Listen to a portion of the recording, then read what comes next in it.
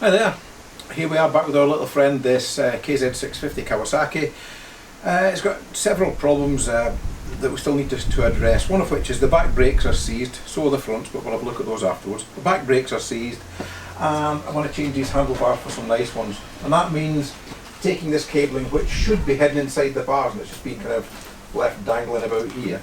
So I'm going to put some nice new bars on, and then I'm going to show you how to put the cabling into the handlebars and make it tuck away nice and neat. So none of this is difficult stuff, but you just got to keep going at it. So let me show you what I'm going to do first. Right, first and foremost, this shaft here that operates the rear brake master cylinder there is seized into the chassis, and we're going to get that free. I've undone the mechanism here that runs up from the pivot, on the other side of the pivot, that little clevis there, that runs up to the master cylinder there. That was also seized. That was seized into this pivot here. So I've got that out, and that will allow the this shaft to move back far enough to come out of the frame when I get some heat into it. But I need to get enough heat into that to get it to free off without damaging the paint on the frame itself. So how am I going to do that?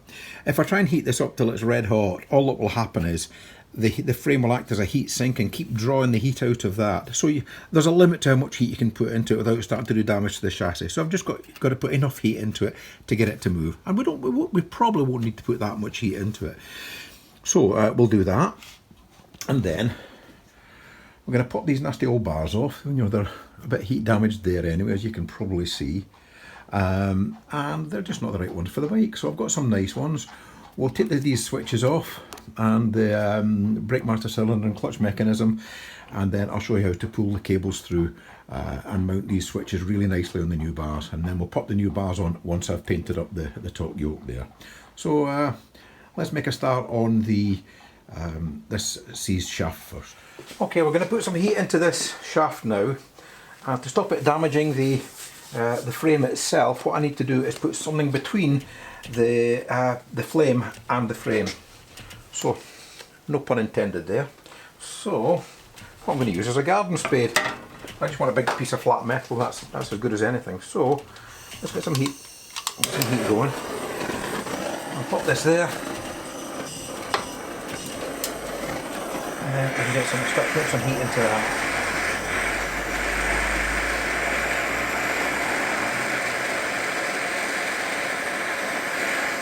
And once I get it hot enough, I need to start to drive it back very gently. Well, not gently, but with sufficient violence to get it to move. And then you can see it's getting hot now. With sufficient kind of force to get it to move, but without damaging anything. And I certainly do not want to be striking the end of that thread there, because it'll be damaged. The hottest point of any blowtorch is always the little end of the blue point there. So that's what I'm playing on the shaft there, and I'm trying to keep that heat away from the frame itself.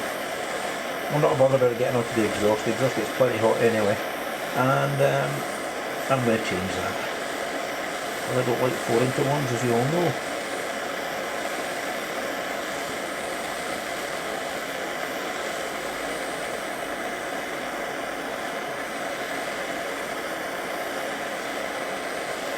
But this is currently stuck very fast into the chassis, into the frame.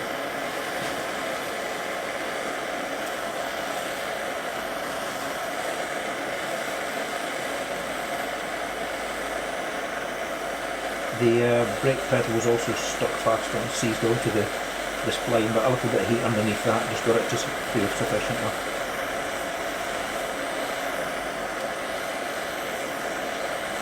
And oxyacetylene torque would actually be better for this, but I don't have such a thing here.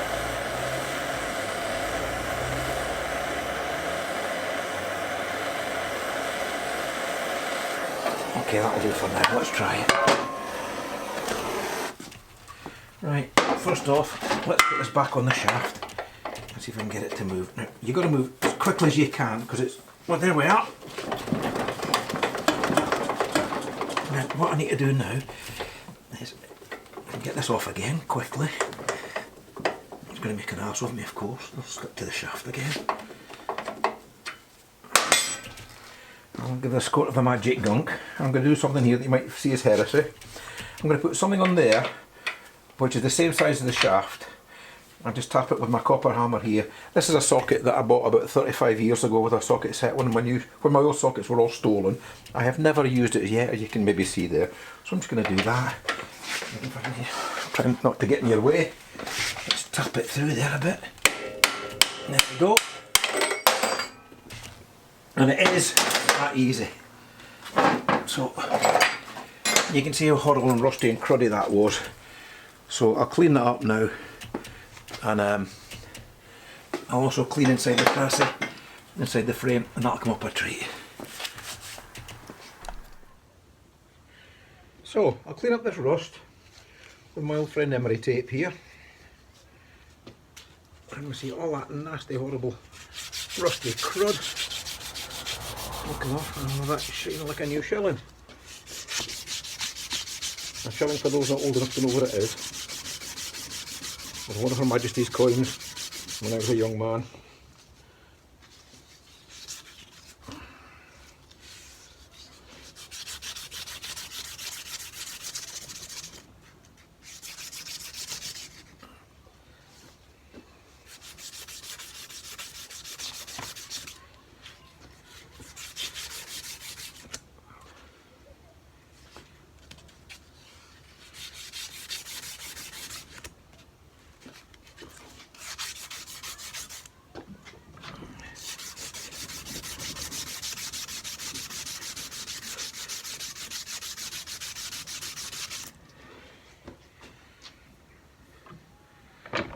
It's still a bit warm, but it's amazing how cool it gets, how quickly, you know, when you trap it in a vise, that acts like a heat sink as well and just draws the heat out of it.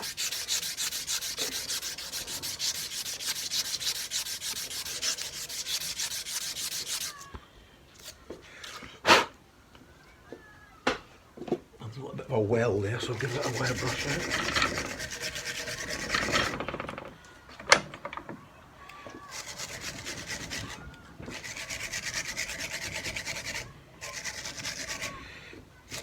And when I put that back in the bike, I'll give this a smear up with my old friend copper slip here, and that will be absolutely beautiful. So I'll go and clean up the chassis in the same manner now, the frame, and that'll go in really nicely.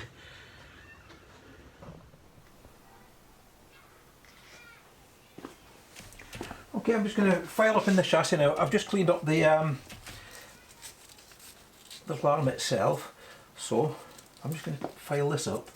One last thing, don't ever use a file without a handle on it. I've seen one bloke once with a file tank sticking out of his hand, sticking out of his arm, and that was a lesson to me that I never want to see again. So just put a handle on your file, and then we'll just file that gently out and get the rust out of it.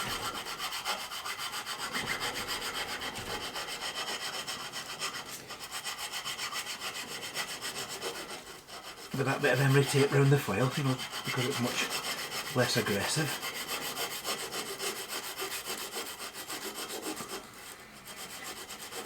And you can feel when it's flat across the surface of the frame at that point there.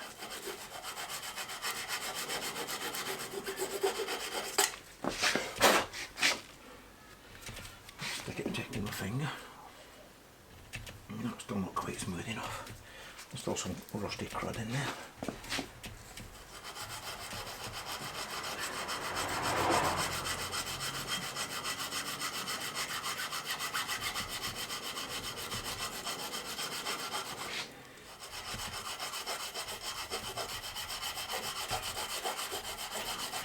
They say there's some amazing mechanical bezel you can put in here. You could put on the end of a Dremel or something, but I don't possess such a thing, so you run what you're wrong, don't you? You can see all the rust coming out of it, look. Rust that's fallen out the chassis there, out the frame. Don't mind sitting calling it the chassis.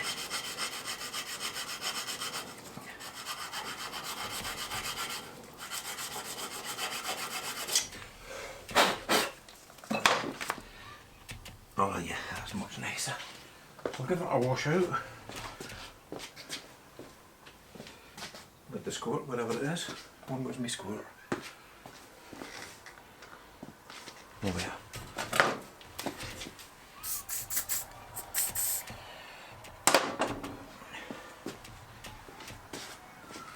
Now I'll put a bit of copper slip in there. My finger. And this will be as sweet as can be.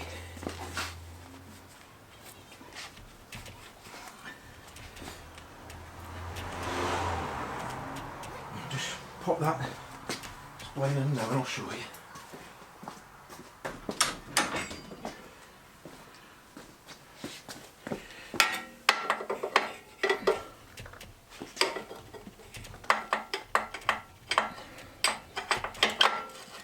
And there we are.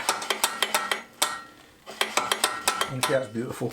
So I just need to rebuild this mechanism back up now, which I'll do. And then what we'll do, we'll have a look at the brake itself and see if that's seized. Okay. Now I've got this built back together now. That's sitting nicely in the frame. You can see how free that is. It's lovely. I've got this adjusted up so it's at the correct height, or there's a bit of free play there before it starts striking the piston. I may need to adjust it again to get the measurement right against the foot peg once that goes back in. But you know, we'll worry about that then. Give it a little further adjustment. And actually, it feels like a brake should feel. It's a little bit springy, but solid enough. I think the brake may not be seized, but you know, I've been wrong before. So I'm going to change this brake fluid, and then I'll take the braces from the back of the bike to the front. I'll pop it up in the air, and let's see if this brake's free.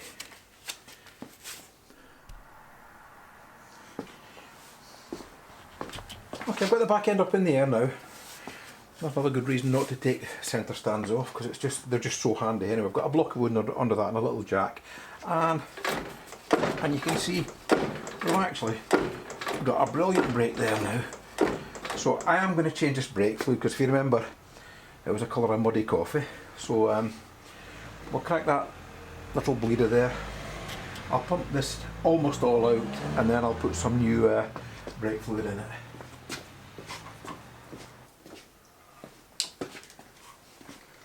As I've said to you before, I absolutely hate brake fluid. It's horrible stuff.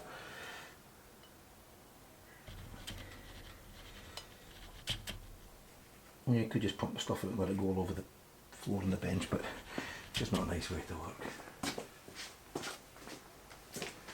Something to catch it in. I usually use an old aerosol top.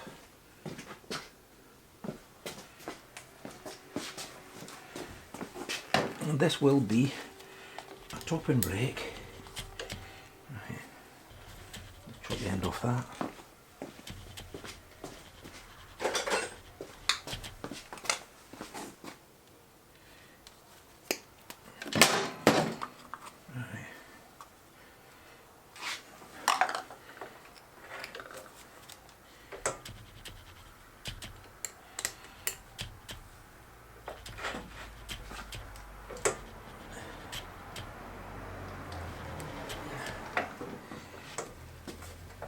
Actually, that is seized in there. Oh, it's just stuck on that.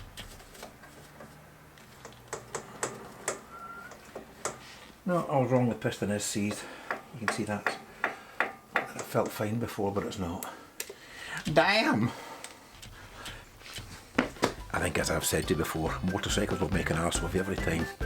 Back to a little step further towards the drawing board. Well, as so often happens in this life, the bike made an arse of me, but the Lord stepped in to save me. It must be something good I've done in the past. I took this to bits last night because it was really bothering me, and the master cylinder there was just full of horrible, nasty, rusty, not rusty, but an emulsion of gunk, and the little spring in there couldn't push the little piston back and forwards. Took it to bits, and the circlip was also, it just fell apart.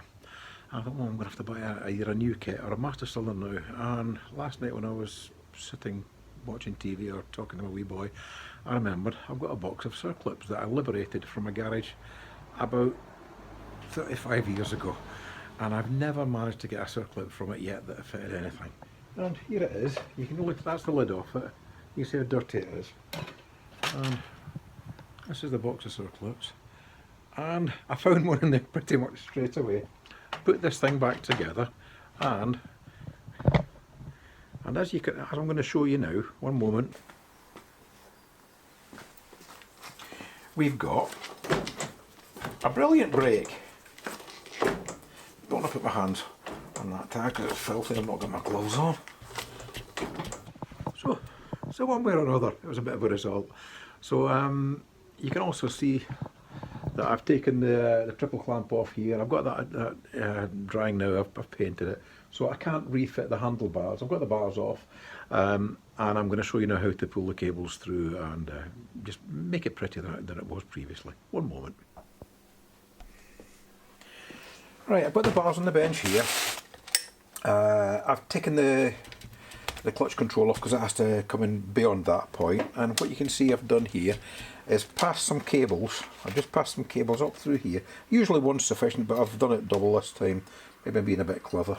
So I'll strip these back now, and then I'll take the switch here, and I'll take the shortest cable there. Oh, this is, by the way, this is the brake fluid out of that bike we've just done. I'll just show you that. I'll save those afterwards. But this was the brake fluid that came out of it. Let's give it a good stir round. There we are. And it's a brake fluid, but not as you know it. So anyway, we've got lovely clean brake fluid in there now. And that'll do a great job for us. We've got a lovely firm brake. Right, now that I've got my hands filthy with brake fluid again, I'll give them a clean and we can carry on. That's what happens when you're getting on a bit, you start to ramble. Right. I probably don't need the gloves quite yet, but I'll need them in a moment. Okay, so we'll just strip this back, and we're going to get strip sufficient that we can get a good grip. And then you put the gloves off, it's easier.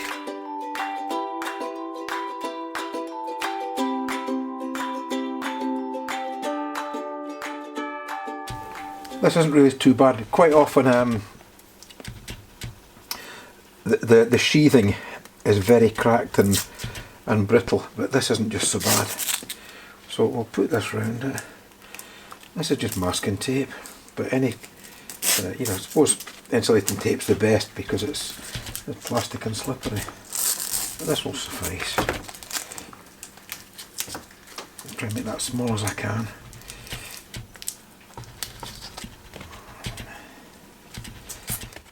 Okay, that should suffice.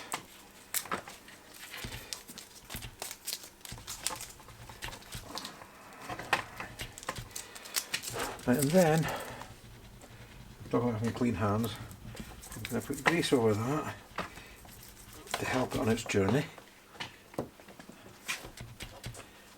Likewise, all the way along it.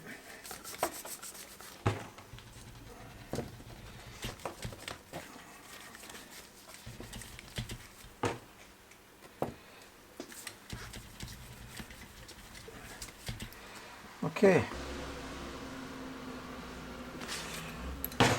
And likewise, we'll come at the other end.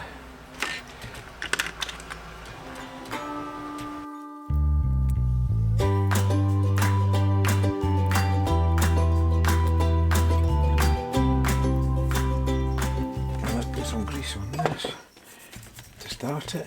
Get it moving through the corners.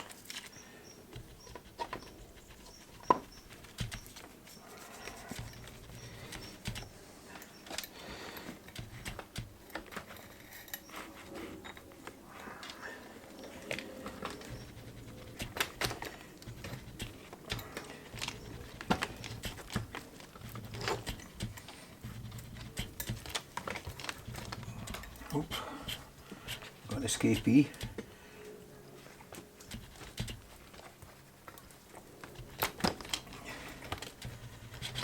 As long as I can keep feeding that into there, this should pass all the way down, and we'll see here in a moment.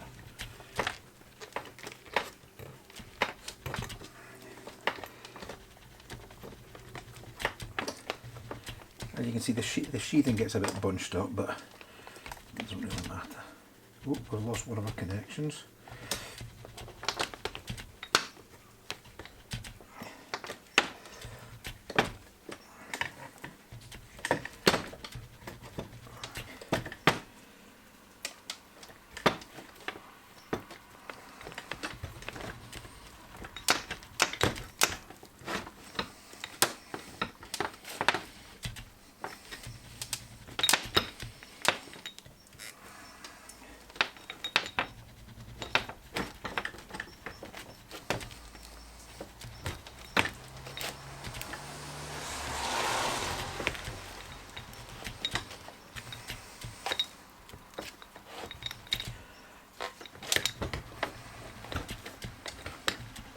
Now you get the idea. Rotate that gently.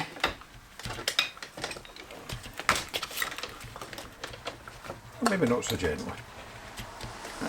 Get that in its position. Come on. And this will go on over there nicely now. Right up to the position I need it to be, which is where that disappears into the bars just there.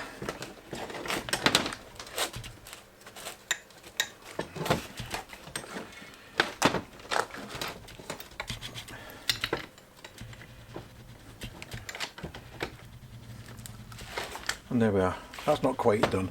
We need to get that in a little further. But it does make for a nice job, and that'll all go together really, really nicely now.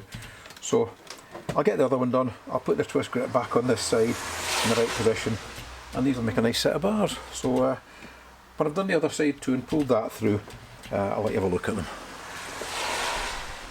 Okay, there we are. The cables are pulled right through both now. The throttle cables are on, the clutch lever's mounted, and I put some nice new grips on. So these are going to look great on the bike. Just for information, these are exactly the same width, height, rise and everything as Honda CB750s. So if you're looking for bars for a Honda CB750 and you can only get Kawasaki Z650 ones, they will fit, and vice versa. I need to give these a clean after these little joints because they're a bit rusty there, so I'll clean that up. But these are going to look great on the bike. I can't put them on just now because the top yoke isn't yet dry. The paint's dry, but it's not yet hard, so I'm going to let it harden off overnight inside the house, and then I can put this on tomorrow and you can have a look then.